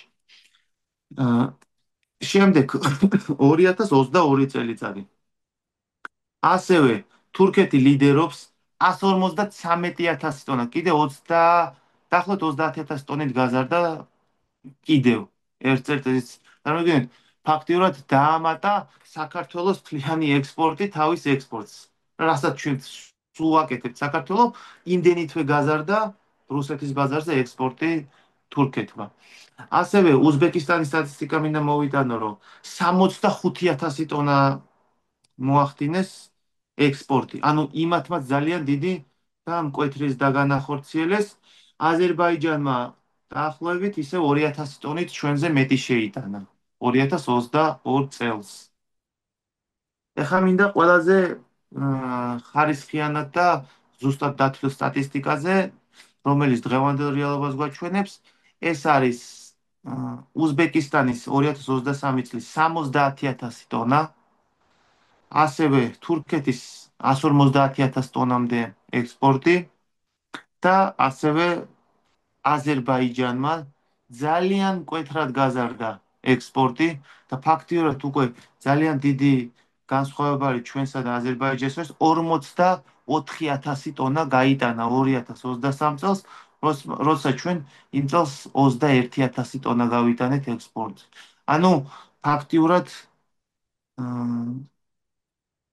გაგვასწრეს ამ კონკურენტებმა ძალიან დიდი ნაბიჯებით. აი ესეთი თითქოს მოვდიოდით ნელ-ნელა ერთად, მაგრამ ბოლო აი 3-4 წლის ტენდენციებმა ძალიან მკვეთრი ნახტომი გამოიწვია ჩვენსა და მაგათ შორის. ჩვენი ექსპორტიც იზრდება. მე იმას არ ვიძახ, რომ ჩვენი ექსპორტი არ გაზრდილა, მაგრამ იმათი ზრდა და ჩვენი ზრდა ბოლო 2-3 წელი ძალიან მკვეთრად განსხვავდება. თქვენ თვითონ ხედავთ ციფრებში. როცა ჩვენზე ცოტა ნაკლებს ან ბევრად ნაკლებს საექსპორტებდა აზერბაიჯანი, წინა წელს და 2023-ში ჩვენზე ორჯერ მეტის ექსპორტი მოახდინა. აზერბაიჯანში დღეს საკმაოდ სოლიდური წილი უკავია თანამედროვე და ხარისხიან ჯიშებს. ასევე სუპერმარკეტები ცდილობენ, რომ უფრო მეტი აქცენტი გააკეთონ დღეს აზერბაიჯანის პროდუქციებს, ვინაიდან შეფერილობით, თანამედროვეობით და ბევრი სხვა ფაქტორით უკვე ნელ-ნელა აკეთებენ იმაზე უფრო მეტ პრიორიტეტს ვიდრე ქართულ პროდუქციას. თუ ეს ტენდენცია ესე გაგრძელდა, ჩვენ კი გვექნება მოცულობები, შეიძლება ექსპორტის გაიზარდოს იმასთან პროპორციაში, რომ ზოგადი მოხმარება გაიზრდება, მაგრამ ნიშის შიგნით ჩვენ დავიწყებთ გადანაცვლებას სულ უფრო მეორე ხარისხოვან პროდუქტებისკენ. ანუ იმის მაგალითად, რომ უფრო სუპერმარკეტებში და წამყვან ადგილებში ვჩანდეთ, როგორც გარკვეული ქართული ბრენდი, მაღალხარისხიანი, კარგი პროდუქტის, ჩვენ უფრო ისეთ ნიშაში გადავინაცვლეთ, სადაც აი მეტი აქცენტი იქნება უფრო იაფასიან ქსელებში, აი ყველაზე იაფად სადაც იყიდება, სადაც დეფიციტი არის ზოგადად მიწოდების ბაზრებზე, აი რაღაც ისეთ ადგილებში გადავინაცვლებთ, სადაც უფრო იაფი ეღირება ჩვენი პროდუქტი. სადაც უფრო მეტი გადახდის შანსი იქნება იმ ნიშიდან, თუ ამ პროპორციით გაგრძელდა ეს ყველაფერი, ნელ-ნელა გამოგვაძევებენ. და ამიტომ დღესვე არის როგორც ხარისხზე მიხედვა გამოსასწორებელი, ისე ჯიშების გათანამედროვება და აი ამ პრობლემების უკვე დღესვე დანახვა და პრევენციის გაკეთება სამომავლოდ რა. ეხლა თქვენს გიორგი, დაამატეთ და აი მე შემდეგ ხო, გიორგი, აი ნახეთ, ესე იგი, რასაც ეხლა ეხება უკვე მოვლა მოყვანის პრობლემებზე, ეს მეტ-ნაკლებად ჩვენ ვიცით, როგორ უნდა მოვიყვანოთ. უბრალოდ ჩვენ რეკომენდაციას აღვაძლევდით, ну არ იყო აზრი, იმიტომ რომ მაინც არავინ არ აფასებდა ახალი ჯიშები, კაი, კარგი ხარისხიანი პროდუქტი. მაგრამ აი ხა ამ შემთხვევაში, როცა ჩვენ უკვე დავიწყეთ საუბარი იმ ნიშებზე, რომ ну ჯერთი სხვა გზა არ აქვს, რომ ჩვენ უნდა ავწიოთ ჩვენი ხარისხი და შეიყვანოთ ბაზარზე ახალი ჯიშები. ანუ მე ის თქმა მინდა. და მოვლა მოყვანაზე ჩვენს გვაქვს ცოტა გამოცდილება, მაგრამ ჯიშებს რა უყოთ? აი რა ჯიშები არის ახლა აი ყველაზე ისე ვთქვათ, რომ პოპულარული არის და რა ტენდენციები არის მსოფლიოს ბაზარზე. აი რა პროდუქტი უნდა დავრგოთ ატამი ან ვაშლატამი, რომ გაუწიოთ კონკურენციას თუნდაც უზბეკეთს ან აზერბაიჯანს. ну, მაგაზეც ზოგადად მოგახსენებთ, ესეთი მდგომარეობა არის. სანამ აი ჯიშებზე ხა კარგად დავიწყებ თავიდან ბოლომდე მოყოლას, მაგრამ ბოლო სიტყვას რო აი სტატისტიკის თემა დავხურო, ბოლო რამოდენიმე აჰა. წელიწადს ვიტყვი. ეს საფრთხე იმდენად აქტიური არის და პროგრესირებად, რომ აი შემდეგი სტატია ჩვეულებრივად სხვადასხვა ამონარიდები განახეთ, რომ რა პროექტები, ანუ წარსულში რაც განხორციელდა და რა პროექტები მინდის ზოგადად ჩვენ სამეზობლოში. მაგალითად, აზერბაიჯანის ეს პლანტაციები და ინვესტორები, სადაც ეს ხდება მასიურად, ხო გაშენება. ამის გარდა, მაგალითად, აი ის რიც ხაზად მაქვს რა, სამი სხვადასხვა საინტერესო სტატია დაყოფილი, რომ დღეს აი ეს პროდუქციაც ეს სტატია. მაგალითად, აზერბაიჯანი ახდენს პარტნიორულ პროექტს დაღესტნის რეგიონთან, რესპუბლიკასთან ეს შეიძლება დაუძახოთ დაღესტნის რესპუბლიკასთან, რომ იქ მოხდება გაშენება უთანამედროვესი კლიმატური ზონა აძლევს ამის საშუალებას, ხა კავკასიის ტერიტორია და კი ის კავკასია ნაყოფიერი რეგიონია. ნექტარინის თანამედროვე და ატმის თანამედროვე ბაღები გაშენდება საკმაოდ კარგი მოცულობებით. ასევე ზეთისხილის ბაღები გაშენდება. ხო წარმოგიდგენთ რა პროექტები, ისეთ კოლაბორაციული პროექტები. ესეც დღეს თუ არ ჩანს, ესეც თავის დროზე დაიწყებს ზემოქმედებას ბაზრის წილზე. ანუ იქ უკვე ესეთი სერიოზული პროექტები მიდის, რომ თან ესეთი პროექტები თუ მასშტაბირდება, ჩვენ ძალიან დაგვიჭირდება მომავალში ნიშის შენარჩუნება, რომ ჩვენი პროდუქტში ღირსეულ თანხას იხდიდნენ. იმიტომ რომ წარმოგიდგენთ, როცა ორი ქვეყანა ერთი შიდა მოხმარების თვითონ რუსეთი თავისასრო ნაწილობრივ წარმოებას გააკეთებს, პლუს აზერბაიჯანელი ინვესტორები, რომლებსაც თვითონაც აქვთ აზერბაიჯანში ექსპორტის ხაზი დაალაგებული, მათ ასევე ექნებათ საშუალება, რომ რუსეთის შიგნითაც დაალაგონ და უკვე ფაქტიურად დაალაგებული, რომ ჩვენ აზერბაიჯანიდან შეგიძლია გაყიდო რუსეთში, რუსეთის პროდუქტს მით უმეტეს 2-4-ვით გაყიდი იქვე მოყვანილს.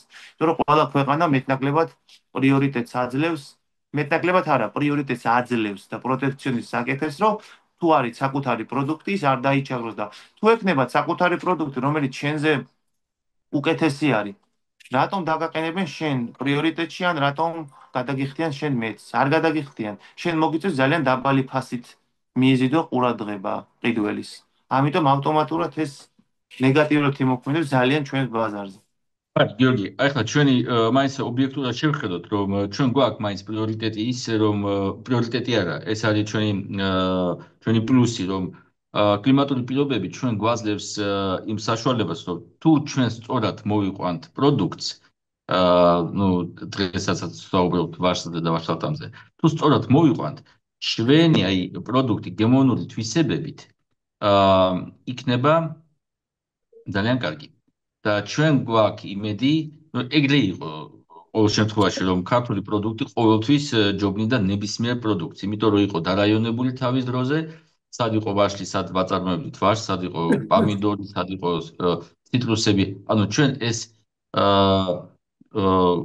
ვიცოდით. და ეხლაც არაფერი ჯერ არ შეიცვალა, უბრალოდ უნდა მოვიყვანოთ წესრიგში ამ სისტემები, მოყვანის სისტემები უკვე იქნა გამომდინარე, რომ ჩვენ კონკურენცია და უკვე ვაწარმოოთ აი იმას ამ წამყვან უკვე პროდიუსერებს, ვინც მოყავს, ვისაც მოყავს ეს ჯიშები. ამიტომ ჩვენ მე მაინც პოზიტიურად ვუყურებ ამაზე, რომ ჩვენ შეგვიძლია მოვუგოთ ამათ, უბრალოდ სწორად უნდა გავაკეთოთ და უკვე თქვენი გამოცდილებიდან გამომდინარე, ჩვენი ცოდნიდან გამომდინარე, უკვე ეს იგი შევქმნათ ეს ჯაჭვი, სადაც ჩვენი ლიდერი მწარმოებლები, ჩვენი ყველაზე კაი ფერმერები, ვინც მოგვისმენს და ვინც გაანახებს თავის ბაღებს და ჩვენ შეგვიძლია მივცეთ ამ ფერმერებს გზას, რომ ისინი დაიკავონ ადგილები წამყვან ქსელებში. თქვენ დიახ, მაგაზე როგორ ფიქრობთ? დიახ, სწორს ბრძანებთ, მაგრამ მინდა რომ ცოტა კრიტიკული ვიყო ამ ერთი-ორ მომენტთან დაკავშირებით და რატომ მინდა კრიტიკული ვიყო? იმიტომ რომ პესიმისტურად შევხედო საკითხს, არამედ რეალისტურად. ჩვენთან ხშირად გვჩვევია, რომ აი როგორც კი ეს კლასიკური ფრაზა, რომ აი საქართველოს მიწაში კურკაც რომ ჩააგდო, ყველაზე საუკეთესო მოვა. დღეს ეს ფორმულა აღარ მოქმედებს. დღეს იმხელა მოვლის კონტროლის და იმხელა კონკურენცია არის თანამედროვე ჯიშების, რომ ესე კურკა ჩააგდე ქართულ მიწაში და მოიყვანე, ცოტა რეალობას აცდენილია. კლიმატური ზონით კი შეიძლება რაღაც უპირატესობები გვაქვს, მაგრამ აზერბაიჯანშიც არ არის იმხელა ცუდი კლიმატი, რომ იქ გემრიელი ვერ მოყავთ. დღეს სერიოზული ბაღები გაშენენ და შენების პროცესში არის, ნუ პოლიტიკას თავგანებოთ, რეალობა დღეს ეს არის ყირიმშიც მაგალითად და სხვადასხვა ქვეყნის პროდუქტი მაგ გასინჯული და სადაც კარგად მოყავთ და სერიოზულად უვლიან, სხვაგანაც მიჭამია ბევრად გემრიელი, ესე რომ ვთქვათ. და დღეს თუ არ მოხდა სისტემური, კომპლექსური, თანამედროვე, პროფესიონალური მოვლა, აი მე შეიძლება რომ თუ ეს ყველაფერი ჩვენ იმ სისტემაში ჩავსვით პროფესიონალურად, კი იქნება მე მჯერა რომ საქართველოს კლიმატით, მიწით და პროფესიონალური მოვლით ერთ-ერთი საუკეთესო პროდუქტი გვექნება. მაგრამ ეს მხოლოდ იმ შემთხვევაში, თუ ეს სისტემა დაინერგა, მოხდა ქართული ბრენდის შექმნა. ხომ მიხდით, აი დღეს არა გვაქვს ეს არის ძველი წარსული ეკონომიზმის წარსულიდან, აი რაღაც ეგეთი რომ გემრიელი არის ქართული და ის, მაგრამ რეალობაში სოფლიოს ყველა პროდუქტი თუ არა ძალიან ბევრი ქვეყნიდან მაქვს პროფესიონალურ დონეზე გასინჯული, როცა რაღაც შეფასებები ხდება ან შედარებები და რო გითხრათ, რომ დღეს რო ჩამოდის ქართული ნექტარინი და სხვა ნექტარინებს ჭამ გემო არ აქვს და არ არის ეგრე. ჩვენი მანდარინის გემრიელია, მაგრამ სხვა ქვეყნები ძალიან ბევრ გემრიელ მანდარინს უშვებენ. რომ გასინჯოთ თქვენ ესპანურები, რომ გასინჯოთ ლათინო ამერიკიდან ჩამოტანილი. ძალიან ძალიან სერიოზული თან ეგრეთ წოდებული პროდუქტის შეხედულებაც ისეთი აქვს, რაც ჭირდება მარკეტინგს. ხშირად შეიძლება გემო ერთ-ეგივე კონდეთ სიტყვაზე, მაგრამ იქ შეფერილობა, ფორმა, სტანდარტი ისე არის მოყვანილი, რაც ყიდველი რომ შედის მაღაზიაში, პირველი თვალით ყიდულობს. აი რაც თვალი იმ სტანდარტზე მოყავთ, ჩვენთან ეს ხშირად პრობლემა არის. ხან ფერის დეფიციტი არის ხოლმე, ხან აი სხვას უდევს იგივე მსგავსი ჯიში, მაგალითად ის არის აი ესეთ მუქ წითელფერი და ყვითელში გადასული. ჩვენსაც ხშირად უფრო მოყვითალო მომწვანო ფერი ახასიათებს. ბევრი ეს დეტალი საბოლოო ჯამში ქმნის, ვინც ღრმათ არის ჩახედული, იმიტომ რომ ქსელი ცოტა თავისებურად აფასებს. იქ უკვე აღარ ხდება, რომ აი რახან საქართველოს ესმით, ეს ტკბილი არა, პირიქით მე მითხრეს, რომ ზოგიერთი ქსელები დღეს გემოვნებითვისებით აზერბაიჯანულს არჩევდნენ. იმიტომ რომ იმათმა ძალიან კარგი პრომოუშენი გააკეთეს. ნუ მე რეალობა მინდა ვისაუბრო, მე არ მინდა რომ ისევ ილუზია გავაკეთო, რომ კიდე მოდუნდება ხალხი. პირიქით, ეხლა უნდა დაიძაბონ, გონება მოიყვანონ სრულ ძალისხმევაში, რომ პროფესიონალურად მივხედოთ ამ საქმეს. გიორგი, არა მარტო ისა პრომოუშენი, კი, მე ეჭ არ მეპარება და მეც მაგას ხედავ, რომ აზერბაიჯანი ძალიან დიდ ესე იგი სამსახურს იქ ატარებს გინდა რუსეთის ბაზარზე და ესე იგი პრომოუშენს აკეთებს თავის პროდუქტს. ეჭ არ მეპარება, მაგრამ მეორეც მინდა თქვა, რომ ჩვენი პროდუქტი, ჩვენი ხარისხი, რასაც ჩვენ გქონდა, ჩვენი გემო უკვე ის არ არის. არც არომატი, არც სიტკბო, იმიტომ რომ არის დარღვეული მოყვანის წესები და არავინ მაგას არ აქცევს ყურადღება, ფიქრობენ რაღაცა გამოვიყენოთ, რაღაცა ვითომ რაღაცას ღებულობენ, მაგრამ უკვე ის ხარისხიანი პროდუქტი არ არის. ეხლა მინდა ასევე სადემონსტრაციო ვიდეო გავაკეთოთ. პირველი ვიდეო ასახავს დაახლოებით 40 გექტარიანი თანამედროვე პლანტაცია არის, თანამედროვე სარწყავის სისტემით, როგორიც უნდა იყოს წესით ვაშლის და ვაშლატამის პლანტაციები იქნება ნაჩვენები.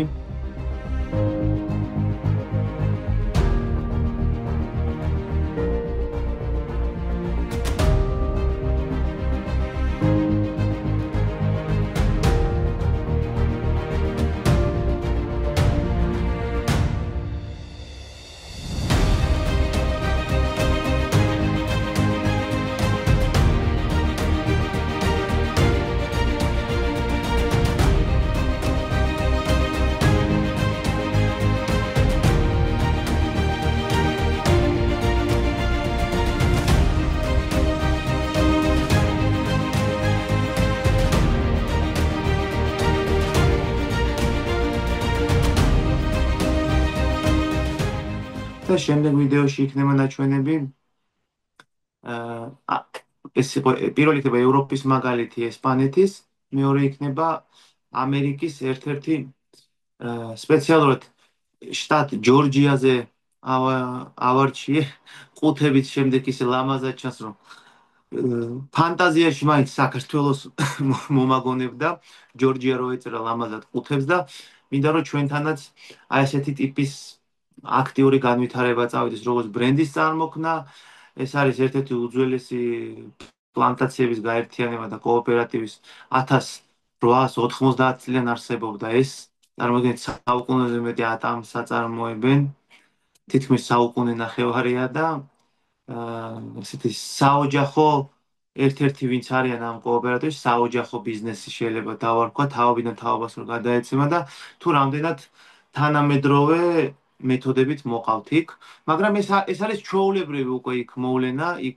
მოყვანის არაფერი განსაკუთრებად იქ ამას არ თქვენ, უბრალოდ ეს უკვე ჩამოყალიბებული სისტემა, ლამაზად, გემრიელად და პროფესიონალურად სადაც აკეთება ყველაფერს. შემდეგ ვიდეოებში ნაჩვენები იქნება და თქვენს დატკბებით ამ სილამაზით. ეხლა რაც შეეხება დაუბრუნდეთ ნერგებს, გაშენებას, თუ ჩვენ დავიწყებთ პირველი ახალი თანამედროვე ენერგიების გაშენებას, აუცილებლად უნდა მოხდეს პარალელურად ამ შემთხვევაში ვაშლადამაზე და იმაზე ნექტარიზე და ატამზე მაქვს საუბარი. მაგალითად, ჩემი პარტნიორები და ჩვენ ვისთანაც ერთადაც ახლა ამ კოოპერატივის გეგმის განხორციელების პროცესში ვართ. საუბრები მაქვს ერთ-ერთ წამყვან ეგრეთ წოდებულ nurseries სანერგე წარმოებას ასე ეძახიან ესპანეთში. უნდა აუცილებლად როგორც ატმის და ვაშლატამის, ასევე ბრტყელი ატამის ჯიშების გაშენება უნდა მოხდეს.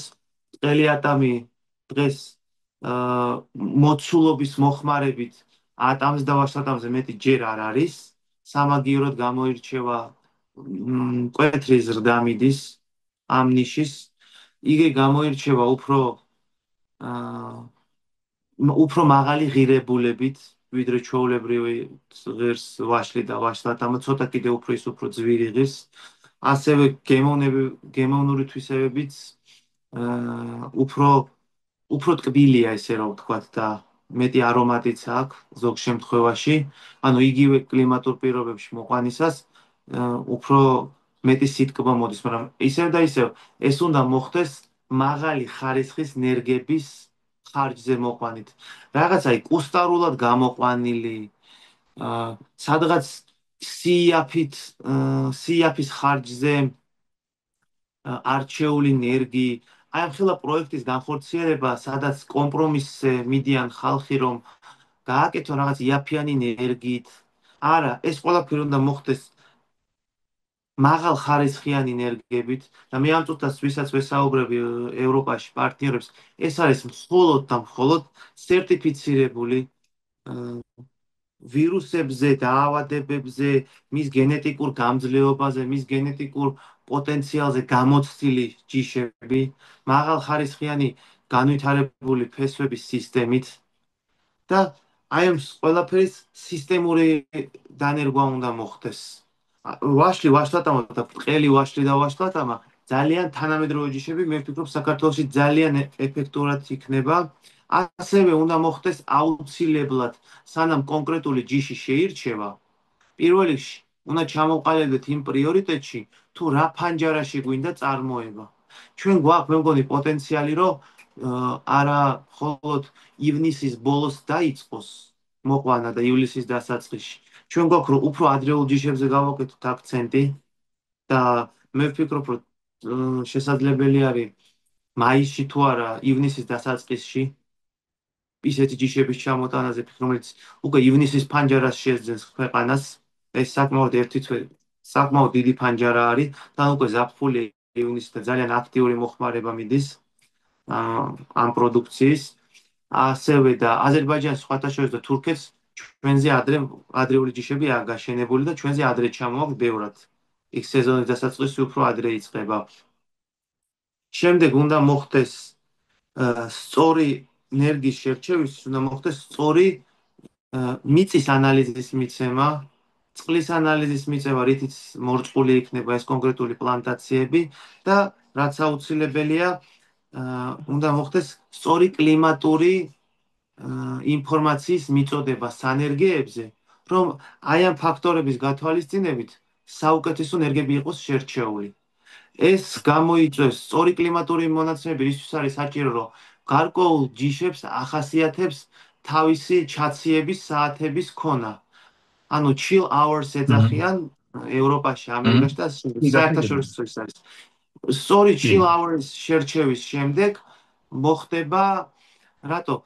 ყველა ჯიშებს გააჩნია თავისი ჩაციების საათი, ანუ როცა მთავრდება ეს პერიოდი კრეფის, ნუ რო დავიწყოთ შემოდგომა ზამთრის პერიოდი, ამ პერიოდში უნდა იყოს გარკვეული საათების რაოდენობა, რომელიც 7 8 გრადუსის დაბლა ეცემა ტემპერატურა. ეს გარკვეულ პროცესებს ახდენს ხილში, გარკვეული სცენარეში. მჟავების დაშლა ხდება, რაც შემდეგი სეზონისთვის აძლევს ნერგს, უკვე ხეს, საშუალებას, რომ მან კვლავ ხარისხიანად და მაქსიმალურად მოქცეს მოსავალი. ამიტომ ირჩევა სპეციალური ჯიშები კლიმატის მიხედვით, ზოგან მაღალი ტემპერატურა მუდმივად, ზოგან დაბალი. ამ გენეტიკამ იმუშავა იმაზე, რომ გამოიყვანეს ჯიშები, რომელიც სხვადასხვა კლიმატს ერგება, რომ მაქსიმალურად ხარისხიანი მივიღოთ. მაგრამ ეს ისევ და ისევ ხდება მხოლოდ მაშინ, როცა ჩვენ ვყიდულობთ მაღალ ხარისხიან ნერგს, როცა ჩვენ ვყიდულობთ ლიცენზირებულ ნერგს. მაგრამ ეს ყველაფერი საც თავისი ერთ-ერთი მინუსი ის აქვს, რომ ეს ყველაფერი უფრო ძვირიჯდება. მაგრამ დღეს, როცა ყველა აშენებს მაღალხარისხიანი და კონკურენტუნარიანი თანამედროვე ჯიშებით, შენც იძულებული ხარ, რომ აყვე ამ ტენდენციას და შენც გააშენო ეს ყველაფერი სამაგიეროდ უკუგდებაც, უფრო მეტი ექნება, კონკურენციაც გექნება სხვა წამყვან წარმოებლებთან, თანაბრად გაუწევ კონკურენციას, გექნება უმაღლესი და ყველაზე თანამედროვე ხარისხის ნერგი. და თუ გიორგი, სიტყვაზე პოლიტიკურათაც ისე მოხდა, რომ ის ბაზარი, რომელსაც დღეს დამოკიდებული ხარ 100% თითქმის, რაღაცა მოხდა და შენ მოგიწია ვექტორის შეცვლა, შენ თავისუფლად თანამედროვე ენერგით ნებისმიერ ბაზარზე შეხვალ და მოხდენ რეალიზებას. თუ შეიძლება ცოტა პატარაზე ფასი დააკლო იმ მომენტში თუ კონკურენტებს იგივე ჯიში ცოტა იაფად ჩამოაქვს, რომ კონკურენცია გავწეს, ჩვეულებრივი ბიზნეს ისტორია არის საბაზრო, სამაგიეროდ წახვალ. რომ როცა გაქვს შენ ძველი ჯიში, შენ თუ ერთი ბაზარი ჩაგეკეტა, შენ ვერსად ვეღარ წახვალ იმ ჯიშით. არავის არ ჭირდება იმ ჯიშის რეალიზება. აი ეს არის დღევანდელი რეალობა. ჩვენ ამ პროექტზე ვმუშაობთ, ჩვენი კოოპერატივის ჩამოყალიბების პროცესში არის ახლა, აქტიურად მიმდინარეობს მოლაპარაკებები მსხვილ წარმოებლებთან. პირველ ეტაპზე მსხვილთან, ვინაიდან ყველაფერი უნდა დაიწყოს იმ ინფრასტრუქტურაში, რაც მისცემს გასაქანს ამ თანამედროვე ჯიშებს და შემდეგ უკვე ეს ყველაფერი საშუალო და დაბალ მოცულობების პლანტაციებზეც გავრცელდება დროთა განმავლობაში. დიდი მადლობა გიორგი. აქ მე მინდა რა დავამატო. როცა ვსაუბრობთ ფასზე, ეს უფრო ძვირი ჯდება, ან ეს უფრო იაფი ჯდება და ასე შემდეგ. ჩვენ ლაპარაკობთ პროექტზე და პროექტი არის ფინანსურად აღწერილი. და ჩვენ ვიცით, რამდენი უნდა დავხარჯოთ, რამდენი ესე იგი არის ძირითადი დანახარჯი, რამდენი არის ოპერატიული დანახარჯი და რა მოგებას ჩვენ ვერით. თუ ესე იგი ეს მოგება უფრო მეტი არის ვიდრე ხარჯი, ეს უკვე მომგებიანი პროექტი არის. მაგის იმედე დახვეწა, რომ ეს რაღაცა უფრო იაფად თუ რაღაცა, მაშინ ჩვენ ესე იგი ის უკვე ეს პროექტი არ არის, პროექტი არის სხვა. ანუ ჩვენ როცა ვსაუბრობთ, რომ თქვა გამოყვანილი ეს სპეციალურ იმაში, თქვა კომპანიიდან საერთოდ ჩვენ ვიღებთ ამ ენერგებს, ეს ნიშნავს, რომ იქ უკვე გარანტირებულად შენ იცი ეს ენერგი როგორ გავითარდება, როდის შენ მიიღებ პირველ მოსავალს, მეორე მოსავალს, როცა მიაღწევს უკვე თავისი უკვე ოპერატიული შემოსავალი და ყველაფერი შენ შეგიძლია დათვალო. თუ მე მიდიხარ იმ რისკზე, რომ ეს თქვა ენერგი ღირს პირობითად 10 და შენ ყიდულობ 5-ად, მაგრამ შენ უკვე გარანტირებული არა გარანტია შენ არ გაქვს რას მიიღებ როგორ მიიღებ უკვე დროს გიჩვენებს ამიტომ ეს არა, არ რისკები შეიძლება. ნიშა უნდა ჩამოყალიბდეს. ყოველ შემთხვევაში რაღაცა მჰმ, გარკვეული წილი უნდა გაშენდეს ამ უმაღლესი ხარისხის დაპატენტებული, კარგად მინდა კი ხაზი გავუსვა, დაპატენტებული ხარისხის ჯიშის, რომ ჩვენ მართლა თანამედროვე და სერიოზული ჯიშები მოვიყვანოთ და არა აი რომელიც გენეტიკურად იქნება გატესტილი უკვე თავისი ყველაფერი რაც საჭირო არის ქონდეს გარანტიები რომ თან ექნება და არა აი რაღაც ისეთი რომ აი გაამართლებს არ გაამართლებს და მე ამ ყველაფრის გადანერგვა ამ ყველაფრის მრავალწლიან პერსპექტივაში ყოველთვის წაგებაში არის ცუდი ენერგი. ყველაზე კი აქტიური მაგალითი არის მოცვის ინდუსტრია, სადაც ვინც გააშენა იაფიანად, ყველა წაგებაში არის. არა, მოგებას კი ნახულობენ, მაგრამ ვინც თანამედროვეს და კარგს აშენებს, ისინი ბევრად მეტ მოგებას ნახულობენ. და კი კი კი გადანერგვა, კი ამოძირკვა უფრო მეტი დაჯდება და რაც თავარია წლები დაიკარგება, ვიდრე თავიდანვე რომ გენერალურად მიეხედება სარწყავიც, მოვლაც, შეწამვლაც, კვებაც და ნერგიც რომ უმაღლეს დონეზე ჩატარდება, ხო, შეიძლება ამ ყველაფერს ერთი წლით მეტი მოანდომოს უკუგდებას, სამაგიეროდ მრავალწლიან პერსპექტივაში ბევრად ნაყოფიერი და ბევრად მომგებიანი ნუ პროექტი მაგას ქვია იქნება. გარანტირებული მოგება ეს ძალიან მნიშვნელოვანია გიორგი როცა დაგვირეკავენ ფერმერებმა რა პასუხი უნდა გავცეთ აი რა ტენდენციები არის თქვენ თვითონ ეს არის ბრტყელი ატამი ხო ძირითადად აქცენტს აკეთებით ამ ჯიშზე მაგრამ აი მათ არა მხოლოდ, უბრალოდ მათ შორის ესეც მინდა რომ ჩემი მაგარი სურვილი არის და ძალიან სოფლიო ტენდენციებს მის რომ ეს ზარდი ნიშა არის ბრტყელი ატამის და ვისაც აქვს ექსპერიმენტულად გაშენებული ყველა ნახავს რომ ვინც კარგი ენერგი დარგო რამდენად ტკბილი და საინტერესო პროდუქტი არის. ეს არის მზარდი კარგი ნიშა ევროპაშიც, რუსეთშიც და ყველგან. კარგი აი პრაქტიკულად მოდით ისე რომ ვთქვათ 3 5 7 რაღაცა ჯიში ვთქვათ რომელზე ახლა მზარდი ტენდენცია არის მსოფლიოში ის როგორი მომენტი არის, აი როგორც თქვი, მაგალითად თუ ბრტყელზე ავიღებთ ეგრეთ წოდებული პარაგვაიოს, რასაც ეძახიან ესპანეთში. იქ არის მჰმ. იმდენი ქვეჯიშები, ქვეჯიში, ანუ დასახელებები, ხო? ზოგს ხანდახან CG-ს 720 ეძახიან, ან რაღაც, ну, რაღაც იმდენი სახელები, რომ ამ ყველაფრის შერჩევა, უკვე ეს როცა უკვე კონკრეტულად შესყიდვის პროცესი მიმდინარეობს და სწორი კლიმატური ზონა შეირჩევა, მერე მოხდება ამ ყველაფრის დახასიათება. ეს უნდა მოხდეს კონკრეტულად ფერმერის და სანერგეს კოლაბორაცია ინფორმაციის კუთხით და მერე მოხდება ამ ყველაფრის კონკრეტული შერჩევა. აი დღეს არის აქ არის ჩვენ ხა ზოგადად თქვით, მაგრამ იქ რომელი ბაღისთვის, რომელი ჯიში შეირჩევა, იქ კარგი, ყვითელგულა გიორგი, მე იქნება, თქვენთან თეთრგულა, დავხარ ეს საკითხს. ყველაფერი პროცესში გიორგი, აი თქვენ, გამოჩნდება. გიორგი, აი თქვენ ხართ მყიდველი. თქვენ ესე იგი მუშაობთ, ანუ თქვენ აკეთებთ ექსპორტ საქართველოსდან საზღვარგარეთ. აი თქვენ პირველ რიგში რომელი კიდევაც ჯიში, აი რომელი უფრო მომგებიანი იქნება თქვენს აი დღეს.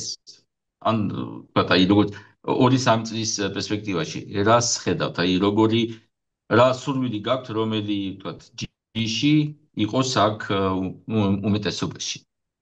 კარგი იქნება, რომ ადრეულ ჯიშებზეც გაკეთდეს აქცენტი. ძალიან აჰა. კარგი იქნება, რომ ჩვენ უკვე შევძლოთ. მე ჩემი გადმოსახედიდან თუ სწორად მოხდება ამ ყველაფრის მენეჯმენტი და ჩვენ კონკრეტულ პროექტებში ან ყველაფერი პროფესიონალურად იქნება ევროსტანდარტზე, ან ჩვენ ისე არ გვაქვს ინტერესი, რომ ფერმერებთან ან წარმოებლებთან სხვანაირად შევიდეთ კოლაბორაციაში, რაღაც კომპრომისების ძიება არ გვაქვს. ამ პროფესიონალურად და მაღალხარისხიანად, ну, ან არ გვინდათ საერთოდ. ეს ერთი მეორე მომენტი. ჩვენ რაც უფრო ადრე დავიწყებთ, ყოველთვის ადრეულ ჯიშებს ახასიათებს, რომ რახან დეფიციტი არის, ფასიც მეტი აქვს. მაგრამ ამ შემთხვევაში ჩვენი მიზანი არის არა მხოლოდ ადრეულზე გაკეთება აქცენტის, არამედ ივლისის და აგვისტოსის და თუ საჭირო იქნება სექტემბრის მოსავალის, თუ ამ ხელა ფანჯარას საომალოდ გაჩნდა ფანჯარაში, რომ აქცენტი არის მაღალხარისხიანის, გემრიელის და კარგი ვიზუალის მქონე პროდუქტი. რომ ჩვენ აჰა. ჩამოვაყალიბოთ ქართული ბრენდი. ქართული აჰა. ბრენდი, რომელიც რო ჩავა უკვე შემდეგ წლებში, რომ იყოს ინოვაციური, ანუ ჩვენ სამეზოლოდან გამომდინარე მაქვს რა საუბარი.